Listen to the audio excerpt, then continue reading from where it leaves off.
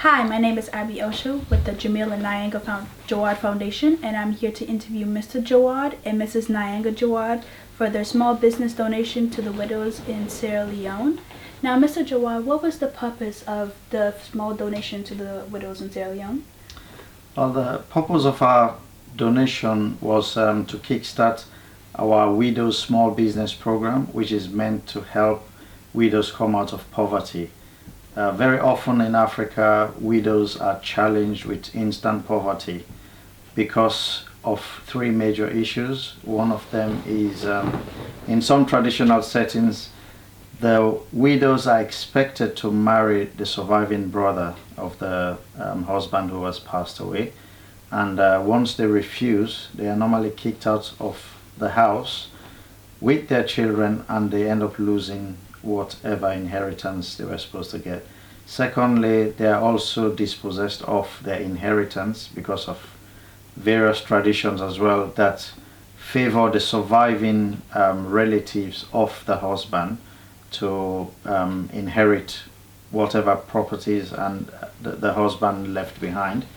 Also, they will have to leave the house. Now, Mrs. Jaward, as Mr. Jaward was saying, the key importance, may you elaborate on that further? There's been an increase of awareness about rape, child rape, child street trading, and prostitution, which involves at this time children under 16 years of age.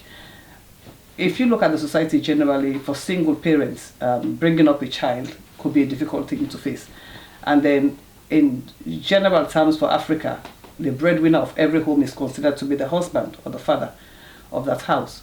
So if you take into comparison a single parent finding it difficult to raise a child, and a widow who has been dependent on the husband and the children's father to be the breadwinner of that family, you can imagine the challenges that they encounter, added with the fact that they are left in a mourning situation. So in my own view, it is good and it is a perfect idea that we are working to stop child street trading, rape and all this, but then we need to get the parents involved.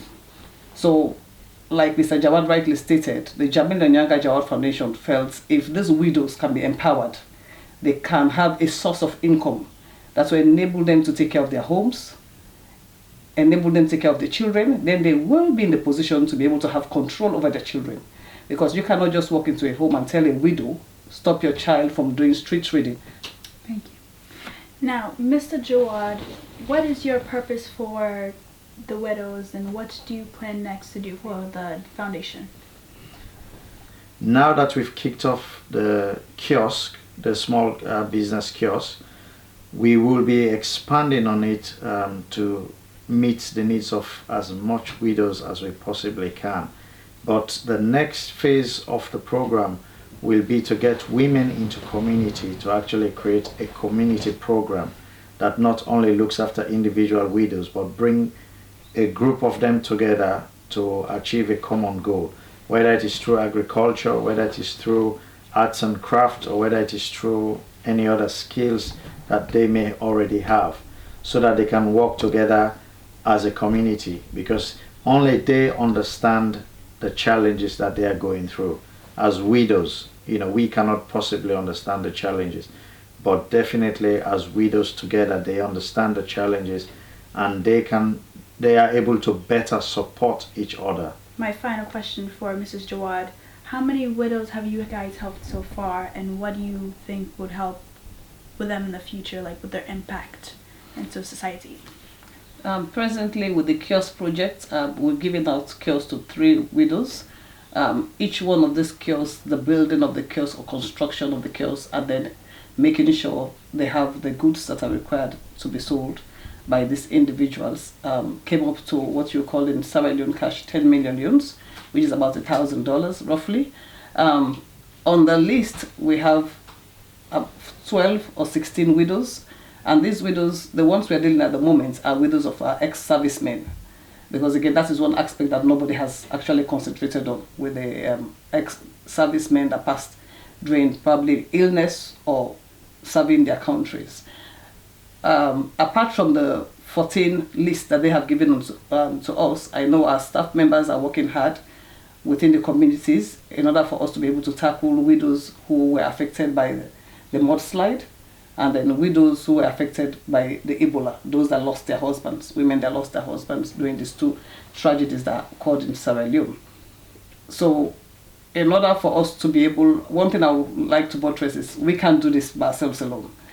And during these three cures were fully sponsored by the founders of the foundation. We would like to call on organizations, individuals, business entities that do have their CSR programs to be able to come on board. Now I'm here again with Jamil and Nyanga for the Jamil and Nyanga Foundation. My name is Abiosha. You can contact them for more information at their websites, for Instagram at JNJF.org, or you can go for their Facebook pages or the Twitter pages. And thank you. That'll be all for tonight.